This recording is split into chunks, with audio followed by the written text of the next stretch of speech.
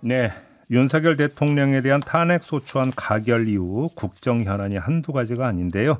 조금 전에 박주민 의원 입장 들어봤는데요. 이번에는 국민의힘으로 가도록 하겠습니다. 새로 원내 대변인에 임명된 분인데요. 박수민 의원 모셨습니다. 어서 오세요. 네, 안녕하세요. 이 엄중한 시국에 지금 중책을 맡으셨습니다. 부담이 좀 안 되세요? 예, 정말 너무너무 이 막중하다고 할까요? 네. 예, 지금 무게감에 눌리고 있는데 뭐 어쩔 수 없이 선공 후사 아니겠습니까? 그래요. 일단 맡게 됐습니다.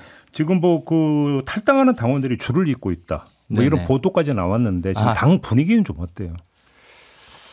예, 엄중한 상황만큼이나 아주 엄중하고 무겁게 가라앉아 있다. 그러나 저희는 이제 이렇게 가라앉아만 있을 수는 없고 책임을 져야 되지 않습니까? 그렇죠. 네, 그래서 이 상황을 국민들을 위해서 최선을 다해서 책임지기 위해서 노력하고 있습니다. 그래요. 일단 오늘 의총이 열리는 거죠? 네, 오후에 열립니다. 그럼 오늘 의원총회에서 비대위원장 선임 문제는 어쩌면 가닥이 잡힐까요? 예, 노력해 보겠습니다. 그래요? 예. 근데 아직까지는 뭐 정해진 건 없어서 오늘 이제 의원님들이 많은 생각 정리해서 오실 거로 생각합니다. 근데 지금 이제 쏟아진 보도를 종합을 하면 최소 공통분모로 원내 중진이 맞는 게 낫지 않느냐라는 좀 어떤 공감대는 형성이 됐다 이런 보도가 많던데 아닙니까? 그거는 이제 뭐 언론에서 이렇게 다양하게 다각적으로 취재해서 그렇게 보실 수는 있는데요. 예. 저희 공식적인 상황은 아직 백지 상태고요. 백지? 예, 백지 상태고 또 이 비대위원장이 저희 당을 대표하는 이 최고의 정점의 체계인데 그만큼 신중하게 좀 논의될 필요는 있습니다. 아무래도 이제 이번에 그 선임되는 비대위원장이 그 경우에 따라서는 헌재가 어떤 결정을 내리는지 좀 지켜봐야 되는데 만약에 헌재가 탄핵을 인용을 한다면 경선 관리까지도 같이 맡아야 되는 거 중책이기 때문에 신중을 기한다 이렇게 이해를 하면 되는 걸까요? 어떻게 봐야 되는 걸까요? 뭐 금연 당연히 있고요. 그거 떠나서 저희 당이 지금 지도부 자체가 붕괴되고 새롭게 해야 세워야 되고 상황 자체가 저희가 상황을 엄중 관리해야 되기 때문에 뭐 엄청 중요한 포지션이죠. 그럼 프로세스가 일단 당 차원에서 비대위원장을 선임을 하면 비대위 구성은 비대위원장한테 전적으로 맡기는 이런 지금 프로세스라고 이해를 하면 될까요? 기본적으로는 그럴 건데 이제 그것도 좀 오늘 논의를 해봐야 됩니다. 그래요? 네네. 저희가 이제 그 여러 가지 당 지도부 체계에 대해서 그동안 고민이 많았고 하기 때문에 이번에 그 고민들을 한번 쏟아내서 결정해 나가겠습니다. 일각에서는 권성동 원내대표가 겸하는 이야기도 나온다고 하는데 권성동 원내대표 관련해서 이야기한 바 없습니까? 아니요. 지금은 백지 상태고요. 예, 모든 게 열려 있고 저희가 이제 그 워낙 고민이 깊어요. 지금. 그러다 보니까 어떠한 선택지 하나 배제하지 않고 다 보고 있습니다. 그러면 그 원내대표 겸 비상대책위원장 카드도 아직은 살아있다고 이해를 해도 되겠네요. 그러면? 그렇게는 볼 수 있을 것 같습니다. 근데 하여튼 제가 죄송합니다. 이 부분은 좀 공식 포지션이다 보니까 백지 상태다. 이렇게 다시 한번 돌아가서 말씀드립니다. 알겠습니다. 어제 우원식 국회의장 주재로 그 원내대표 만났잖아요. 네네, 만났습니다. 이 자리에서 그 헌법재판관 임명 문제를 놓고 고성이 오갔다 이런 얘기 들리는데 봤습니까? 조금 이제 뭐 워낙에 이제 그동안 만남 자체가 거부됐었거든요. 근데 이제 의장님 주재로 어제 뵀다 하는 거는 전 좋은 소식이라고 생각하고요. 만나야죠. 예, 만나야 돼요. 그동안 만나지를 않았으니까 상당한 문제가 있었고요. 근데 이제 아무래도 또 안 만나다 보니까 아마 의견의 간격이 좀 있었고 뭐 일부 좀 뭐 목소리가 높아지는 과정은 있을 텐데 건강한 토론으로 좀 봐주십시오. 아무튼 지금 비어있는 3명의 헌법재판관을 권한대행이 임명하면 안 된다는 입장은 확고한 겁니까? 예, 그 부분 이제 저희가 좀 설명을 드려야 되는데요. 이게 이제 저희 민주당하고 국회에서 저희가 어제 처음 만났지 않습니까? 그러니까 이제 그때 저희가 이제부터 만나서 상의를 해야 되는데 그동안 최근 이 급한 상황에서 저희 대화 자체를 안 하고 저희도 언론을 통해서 민주당 입장 듣고 하다 보니까 신속히 저는 권한대행의 체계에 대해서 가장 안전한 것은 그 선례에 기반하는 것이 논란이 적고 이때는 이렇고 저때는 저렇고 할 수는 없는 거지 않습니까? 그래서 선례에 기반해서 좀 보고 있고요. 선례에 기반해 본 결과 과거에 이제 권한대행 때 적극적으로 헌재 재판관 임명하는 것은 부적절하다 하는 게 예전에 이제 또 민주당 주장이셨어요. 등등 해서 저희가 이제 그런 논의들을 복합적으로 보다 보니까 아직은 좀 이거는 좀 어렵지 않냐 이런 입장 세웠습니다. 일단 좀 이게 그 이야기는 이제 그 물고 들어가면 이제 끝이 없는데 짧게 한 두 가지 정도만. 첫째, 그때 민주당이 처음에 반대했던 건 맞아요. 근데 나중에 그러니까 그 쭉 전개 과정을 보면 나중에 당시 우상호 원내대표가 결국 반대 입장을 나중에 거둬들이거든요. 그렇게 놓고 본다면 그때 민주당이 반대했다라는 부분들은 최종점에서 놓고 보면 성립이 안 되는 얘기일 수도 있는데 이 점은 어떻게 보세요? 뭐 저희가 뭐 그런 거를 일일이 그 뭐 말꼬리를 잡고 그런 포지션은 아니고요. 헌법재판소라는 데에 대해서 기본적으로 다시 말씀을 드리면 9명의 구성이라는 게 상당히 중요하지 않습니까? 근데 국회에서 추천하는 게 20년째 여당 하나, 야당 하나, 여야 합의 하나 이렇게 돼 있었어요. 그런데 이제 거기서 민주당이 야당 둘, 여당 하나 이런 구성을 내세웠는데 보시기에 단순할 것 같지만 9명 중에 구성이라 굉장히 중요한 논점이거든요. 그래서 저희가 그거를 작년 내내 그 합의하려고 그랬는데 못해서 지연됐던 일들이죠. 아, 잠깐만요. 그러면 다시 이 시침이 앞으로 돌아가는데 추경호 원내대표 때 그 야당목 2명, 여당목 1명으로 민주당과 합의를 봤다고 했는데 그럼 이것도 성립이 안 된다는 말씀이신 거예요? 아니요. 그것도 이제 그걸 갖고서 한참 시간을 가서 이제 어쩔 수 없이 이제 어느 정도 합의의 윤곽이 있었는데 또 이 상황이 터진 거죠. 그렇기 때문에 이제 그러면 직무정지 상황에서는 어떻게 해야 되느냐 하니까 이제 과거 민주당이 했던 포지션 그리고 과거에 검토했던 그 8년 전에 검토했던 포지션들이 이제 저희를 기속하면서 저희가 일단 입장은 그렇게 잡은 겁니다. 또 한 가지는 그러니까 정파의 입장보다 어찌보면 헌재의 입장이 더 중요할 수도 있는데 어제 헌재 사무처장이 뭐라고 얘기를 했냐면 권한대행이 재판관에 대한 임명권을 행사할 수 있다.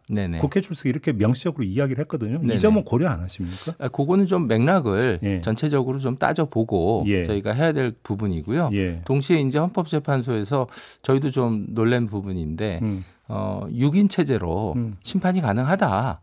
이걸 또 밝혔어요. 이론적으로는 그렇습니다. 그래서 저희는 볼 때는 그러면 뭐 저희는 전혀 생각도 안 하고 있었는데 갑자기 언론에서 불거진 뭐 시간 끌기라든지 그런 우려는 없지 않습니까? 지연 전략은 아니다. 그러니까 헌재가 그렇게 해서 저희도 좀 놀랐는데 그래서 그런 우려는 없기 때문에 그러면은 이제부터는 조금 더 안전하게 관례를 따져가면서 원칙을 세워가면서 대화를 해야 되겠고 그 대화를 저희는 기다리고 있었어요. 근데 그동안 대화가 온 적이 없었고 어제 처음 만난 겁니다. 하나만 더요.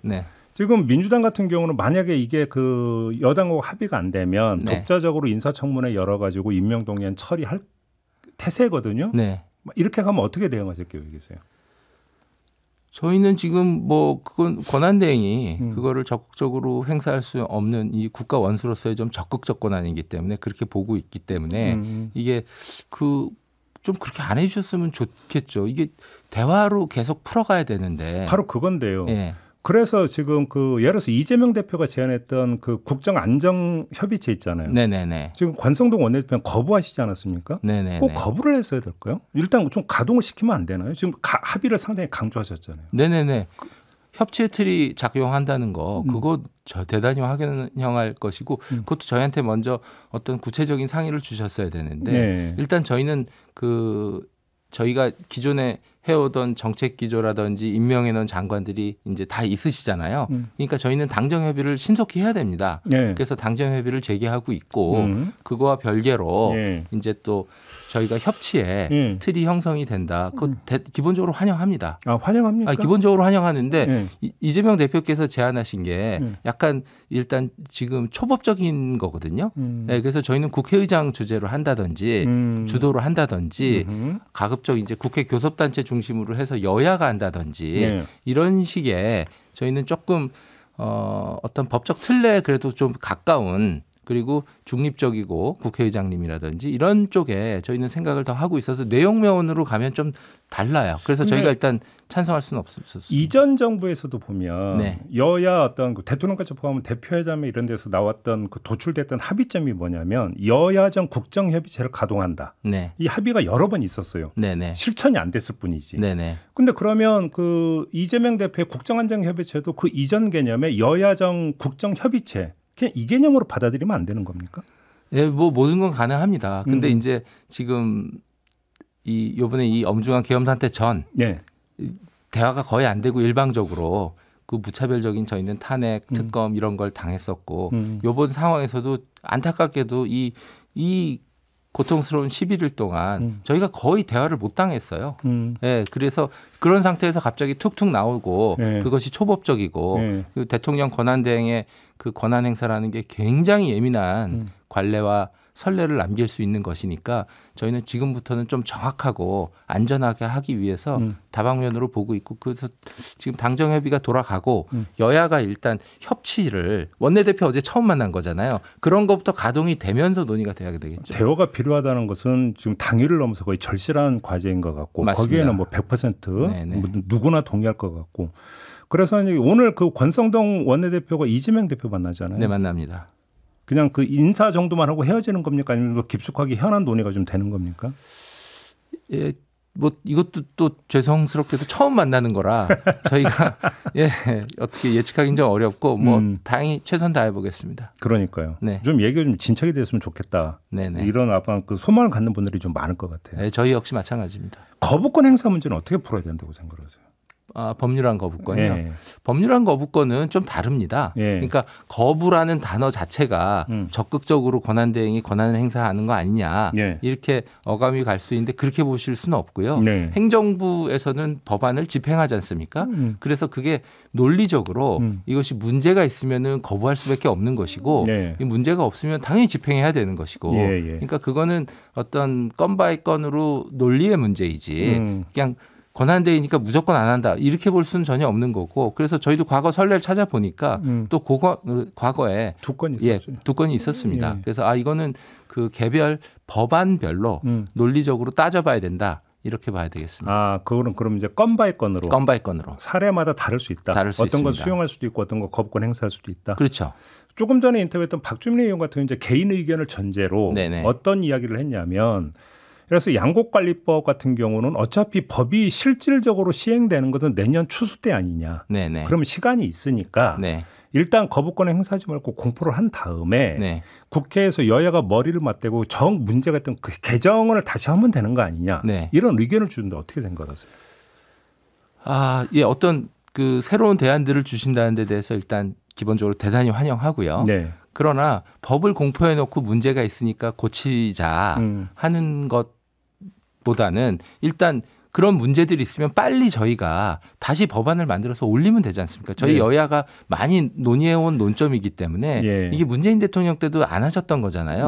그런데 지금 막 일방적으로 이걸 던지니까 저희는 정말 괴롭고 저희도 왜 안 하고 싶겠습니까? 그런데 이게 국가재정에 문제가 있고 이게 농민들을 진짜 돕는 건지 논리적으로 구성이 안 되기 때문에 저희도 다양한 이게 다시 제2요구가 와서 되면 신속하게 대안을 포함해서 집중적으로 검토하면 되니까 저희 포지션은 제2요구가 필요하다 이렇게 생각하는 거고요.